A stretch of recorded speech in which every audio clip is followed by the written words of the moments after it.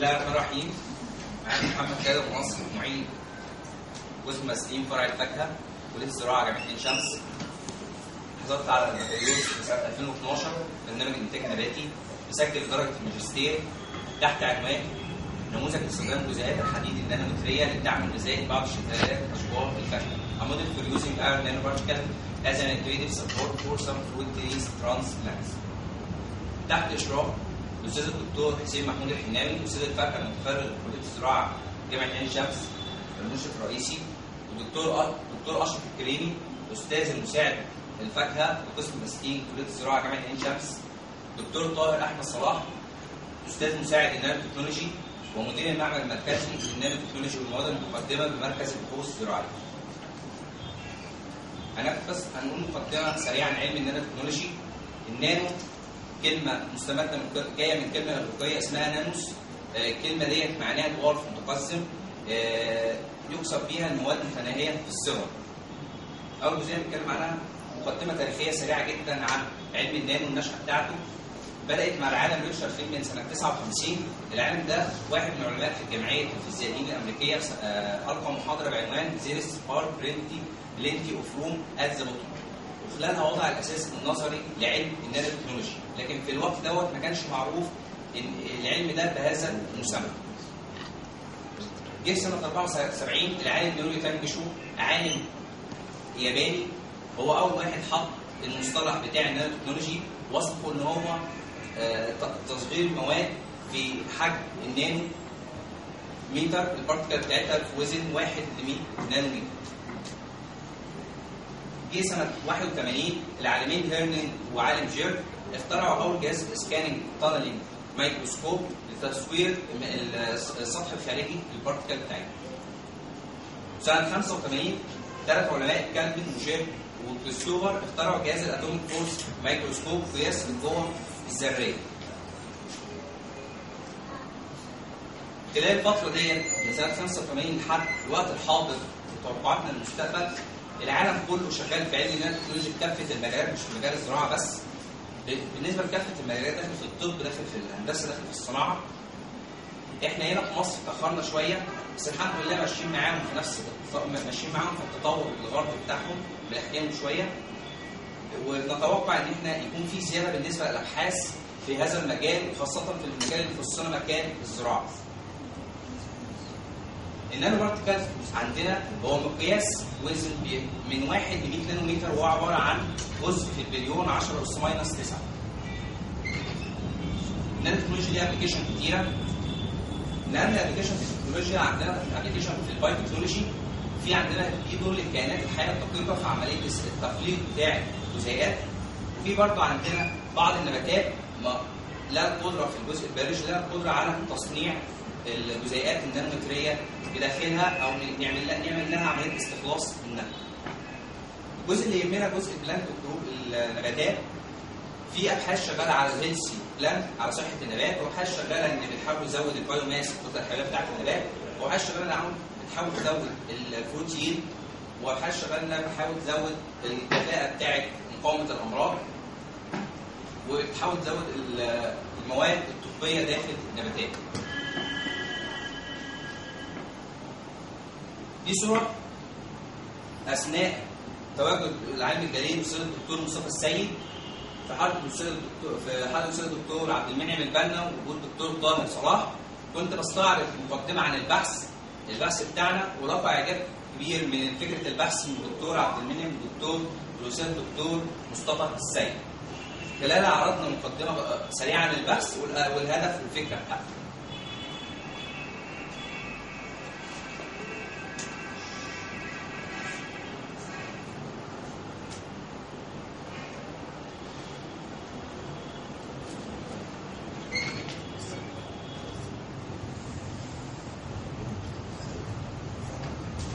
الهدف من الرساله بتاعتنا ان احنا عمل نموذج او بروتوكول لممارسه انتاج وتخليق جزيئات الحديد النانومتريه. الهدف من الرساله الهدف من البحث ان احنا نعمل عمليه نعمل تخليق لجزيئات الحديد النانومتريه، واشوف الموديف اكشن على البراند بتاعتي، وانا بستخدمها هنا مش بستخدمها كتسميد، بستخدمها كمكمل غذائي زي الفيتامينات اللي الانسان بياخدها. الخطوات التنفيذيه بتاعه البحث: اخترنا 3 انواع نباتيه، اخترنا البرتقال الفلانشيا الصيفي مدعوم على فولكا ماريانا، واخترنا الجريب العنب صنف الفيليه مدعوم على فريدم، واخترنا البير كومترا صنف الليجون مدعوم على بيتش فول. وبدانا زراعه الشتلات بتاعتنا عمر سنه اسبوسبور يونيفورم بشكل متماسك بينهم، وبدانا نزرعهم من شهر 3 شهر مارس.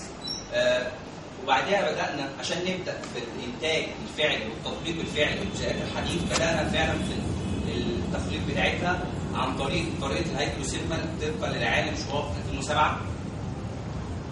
طريقه التحضير بتاعتنا بدانا نعمل للفيريك كلورايد نعمل له ريدكشن بالصوديوم بايكربونات، وبعد ما اضفت الصوديوم بايكربونات نبدا نضيف الاسكوربيك اللي هو حق فيتامين سي، نعمل له برضه ريدكشن لمده 30 دقيقه، يبدا يتحول السوليوشن بتاعنا بيبقى لونه اصفر بلاك، وازود السوليوشن بتاعي لحد حجم 50 مللي، وابدا انقل السوليوشن بتاعي نقل كمي في سلستين اوتوكليف تيوب، وادخلهم في فرن على درجه حراره 160 درجه لمده 3 ساعات. بعد ما يطلع الفرن يبدا ينخفض درجه الحراره، ببدا اعمل عمليه فلتريشن. عمليه الفلتريشن ديت الهدف منها انا بتخلص من البقايا اللي موجوده فيها. منها عندنا الاسكوربيك بسبب درجه الحراره بتتحول من الصوره من صورته صوره مؤثره للاكسيديشن الاسكوربيك. بعد ما بعمل عمليه الفلتريشن باخد الفلتر بيبر بتاعتي وابدا اعمل لها عمليه دراي على درجه حراره 60 درجه مئويه لمده 12 ساعه. في الاخر بحصل على الماجنتايد بتاعي اللي هو اف اي 3 او 4 عشان اتاكد من البارتكل بتاعتي اللي انا محضرها. استخدمنا بعض الاجهزه عشان نعمل تعريف وتوصيف للبارتكل بتاعنا. والاجهزه اللي احنا استخدمناها في المعمل المركزي للانتاج التكنولوجي والمواد المتقدمه ساعدنا فيها الدكتور طاهر صلاح. دخلنا المعمل بدانا نتعلم التقنيه بتاعه التحضير وتقنيه القياس. جهاز الترانسميشن ده جهاز بنشوف الشيء بتاع البارتكل شكلها ايه، ونشوف الدايمتر بتاعها عن طريق السوفت بتاع الجهاز. وهنا في رسمه توضيحيه ازاي البارتكل بتاعتي بنحطها على الجريدز ديت الشيء اللي هو بيستقبل العينه وابدا ادخلها داخل الجهاز، وخلال داخل تحت الكولم تحت تفريغ، وبيطلع بينزل اشعه. بيبدا هذه الاشعه تحصل لها نفاذيه على البارتكل بتاعتنا وتطلع على شاشه الكمبيوتر عندنا، يطلع شكل البارتكل بتاعتنا، ونتحكم فيها خارجيا الريزوليوشن بتاعتها، ونتحكم في نقيس الاحجام بتاعتها. جهاز الترانسميشن مع اطفال لو سمحت تطلع مع اطفال لو سمحت تطلع. بعدين الجهاز الثاني جهاز الاكس ار دي. جهاز الاكس ار دي بيشوف تركيب الماده بتاعتنا عن طريق بيطلع اشعه سينيه بتقيسها على زوايا مختلفه، وتبدا تخش على السوفت بتاع الجهاز ويبدا يتاكد الماده ديت التركيب بتاعها ايه. الجهاز الثالث عندنا جهاز الفايبريشن سامبل ماجنيتور في اس ام. الجهاز دوت بشوف هل في المغناطيسيه بتاعت الماده بتاعتنا ليها مغناطيسيه ولا لا. الجهاز الرابع جهاز السينثسايزر انالايزر. الجهاز دوت بيبين لنا البارتكل بتاعتها حجمها قد ايه. بعد ما عملنا عمليه التوصيف والتعريف للجزيئات بتاعتنا، حضرنا التريتمنت بتاعتنا المختلفه. عملنا خمس معاملات. المعامله الاولى كانت الكنترول بدون اي رش، كنا بنرش ديستر ووتر فقط. والمعامله الثانيه بتاعتنا المعامله الموصى بها من الحديد المخلبي 6% ايدها. حضرنا بتركيز 250 بي بي ام، وعملنا 3 تركيزات مختلفه من النانو. تركيز مساوي للتركيز اللي هو موصى من وزاره الزراعه، تركيز 250 بي بي ام من النانو، وحضرنا تركيز 125 وتركيز 25 بي بي ام. ده كان اقل تركيز احنا استخدمناه. التجربه بتاعتنا التجربه كانت العشوائيه، معموله في 6 مقررات داخل كل مقرر نباتيه. عدد النباتات الموجوده للوحده النباتيه للنوع النباتي الواحد عندنا 60 شتله. بالنسبه ل3 انواع نباتيه عندنا 180 نبات.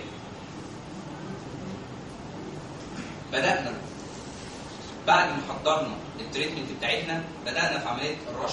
رشينا في اول شهر 4 رشينا 3 رشات تاليه، وبعديها بدانا ناخد القياسات بتاعتنا من اول شهر مايو بنشوف وبعديها نشوف اهم القياسات عندنا. في عندنا قياسات قدريه بنشوف بنقدر البايوماس بتاعنا. البايوماس متمثل عندنا في الطول، ومتمثل عندنا في الدايمتر والليف وعدد الاوراق والليف اريا والفريش والدراي ويت.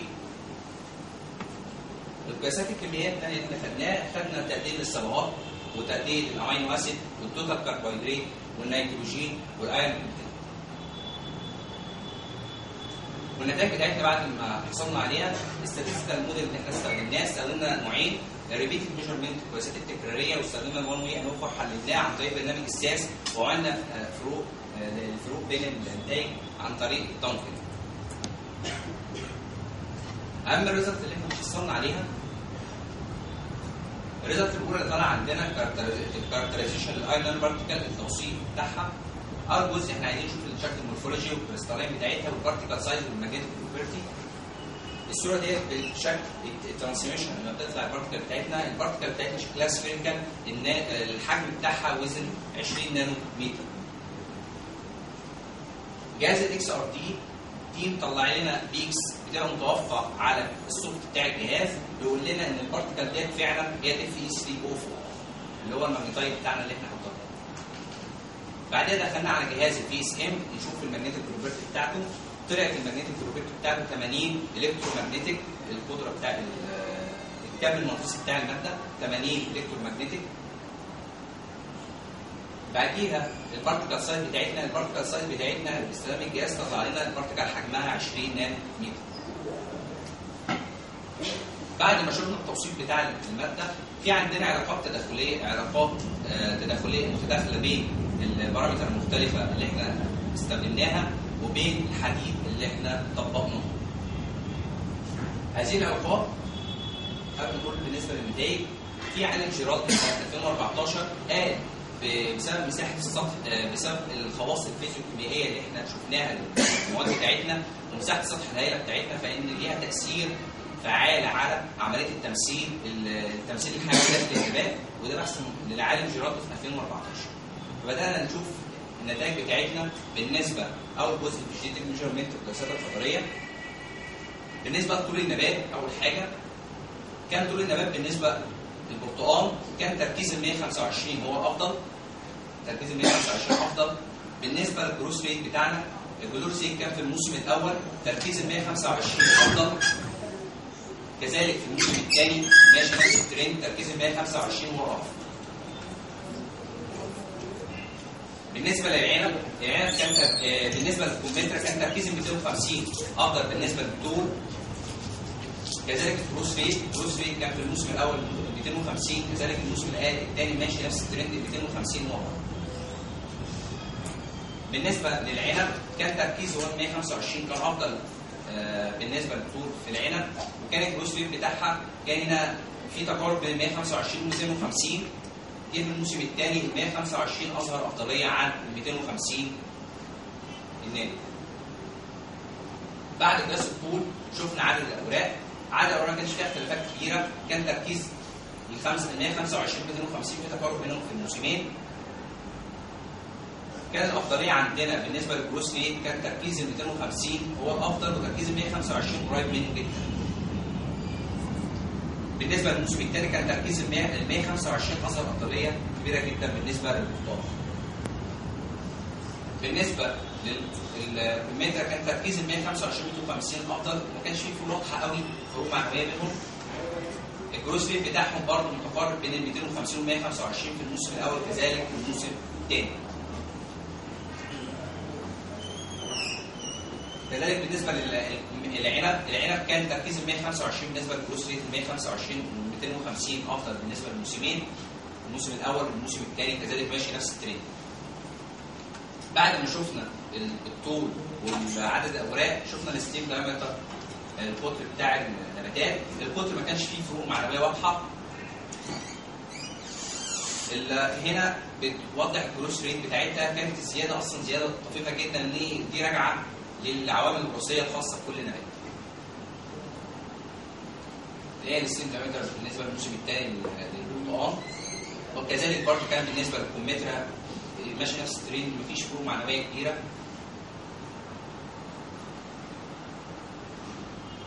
بعد ما قسنا الستيم دايمتر بالنسبه للعنب والبرتقال والكمثرى، قسنا الليف اريا، المساحه الورقيه. بالنسبه للمساحه الورقيه كان عندنا اظهر ان في الموسمين 125 كان لهم افضليه بالنسبه في البرتقال، والجروس ريت بتاعهم تركيز ال 125 افضل في الموسم الاول، كذلك ماشي نفس الترند في الموسم الثاني.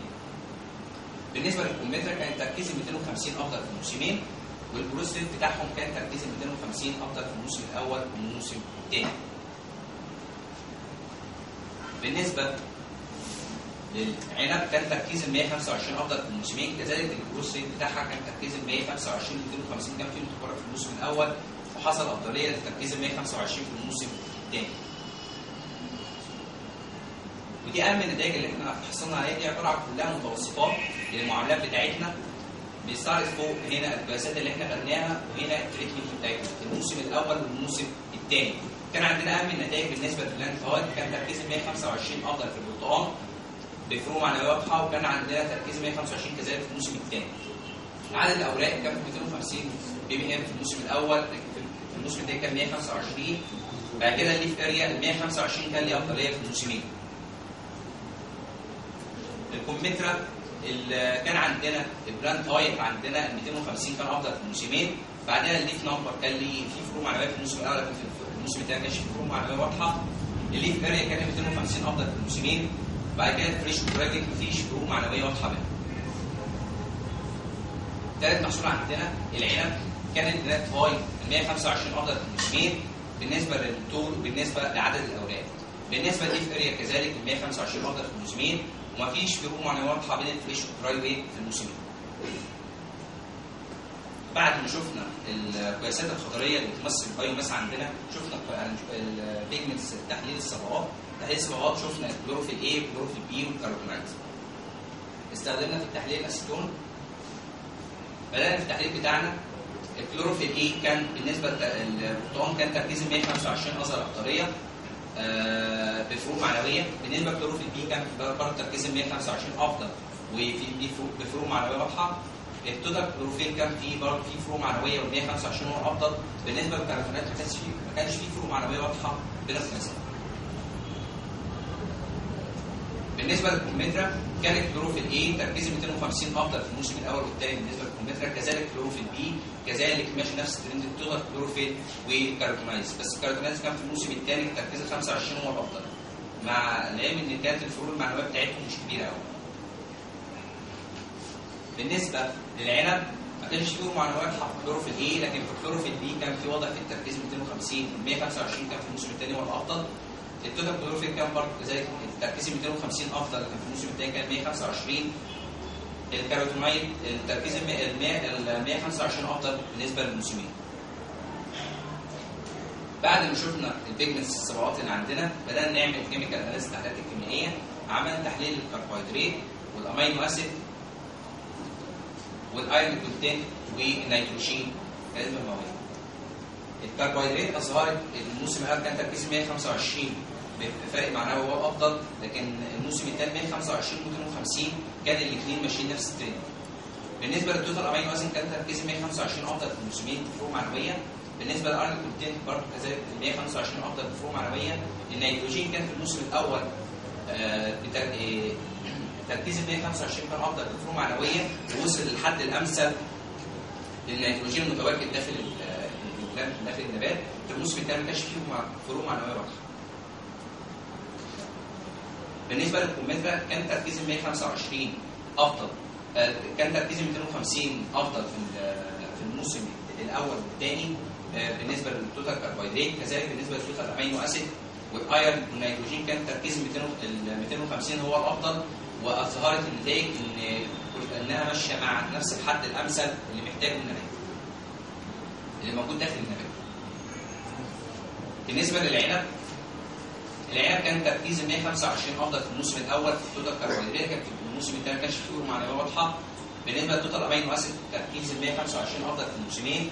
الايرون تركيز 125 افضل في الموسمين، النيتروجين كان تركيز 125 افضل في موسم فروق معنويه، اما الموسم الثاني ما كانش فيه فروق معنويه كبيره. كذلك بيانات النتائج ان كلها ماشيه مع الحد الامثل داخل النتائج. بعدها قلنا نشوف الكورليشن في ارتباط بين الصفات اللي احنا درسناها ولا لا. نيجي ناخد الارتباط، الارقام القيم اللي بتطلع من نص لحد واحد بيكون الارتباط فيها قوي، من نص لاقل من اقل من نص بيبقى الارتباط فيها ضعيف. معظم القيم اللي طالعه عندنا فيها ارتباط قوي بينها وبين الصفات اللي احنا درسناها بالنسبه للبرتقال، كذلك بالنسبه للكمثرى، بالنسبه للعنب. كان الكورليشن بتاعها الارتباط بتاعها عالي. الاستفاده بتاعت البحث اللي احنا توصلنا لها ادت المعاملات بتاعتنا اللي احنا حطيناها بالتركيزات المختلفه، ان تركيز النانو بارتيكل اللي احنا استخدمناه اظهر زياده في البايو ماس، واظهر زياده في التوتال كلوروفيل والتوتال امينو اسيد والتوتال كربوهيدرات، وتعزى هذه النتائج الى السينرجستيك افكت، التاثير الثنائي المتضاعف بين جزيئات النانو وبين المغناطيسيه اللي احنا استخدمناها. نتوقع في ابحاث ثانيه ان شاء الله مستقبليه زياده الابحاث في هذا المجال، وزياده التاثير زياده التاثير تفصيليا عن المود اوف اكشن بتاع هذه البارتيكل.